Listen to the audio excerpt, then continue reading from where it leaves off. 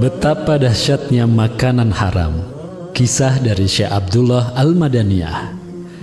Dikisahkan ada seorang pemuda yang mampu tawaf 1000 kali.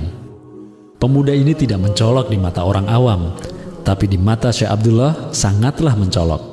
Setiap hari pemuda ini diperhatikan oleh Syekh Abdullah sembari menghitung, dan subhanallah, tawafnya pemuda ini memang benar 1000 kali. Lalu Syekh Abdullah mendekati pemuda ini dan berkenalan, kemudian mengajak pemuda ini ke rumahnya. Pemuda ini seorang yang alim.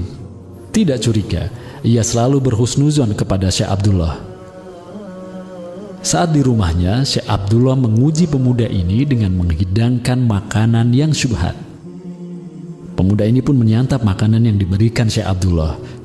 Tapi esok harinya, ketika pemuda ini mencoba tawaf, pemuda ini tidak mampu melakukan tawaf 1000 kali, melainkan hanya 150 kali saja. Syekh Abdullah kembali mengajak pemuda ini ke rumahnya. Beliau kembali menghidangkan makanan, namun kali ini makanan yang haram. Pemuda tersebut tetap tidak merasa curiga, hanya kemudian akhlak pemuda ini merosot jauh. Ia lebih suka marah-marah, sholat pun tidak tepat waktu. Ketika pemuda ini mencoba tawaf, ia tidak mampu tawaf 1000 kali atau 150 kali. Ia hanya mampu melakukan tawaf 3 kali, dan itu pun sambil malas-malasan. Syekh Abdullah pun mendekati pemuda ini. Kali ini bukan menguji pemuda tersebut, melainkan mengobati pemuda tersebut dengan memberikan makanan yang halal. Dan subhanallah, pemuda ini saat kembali tawaf mampu melakukannya 200 kali, dan seterusnya, terus bertambah jumlahnya hingga 1000 kali.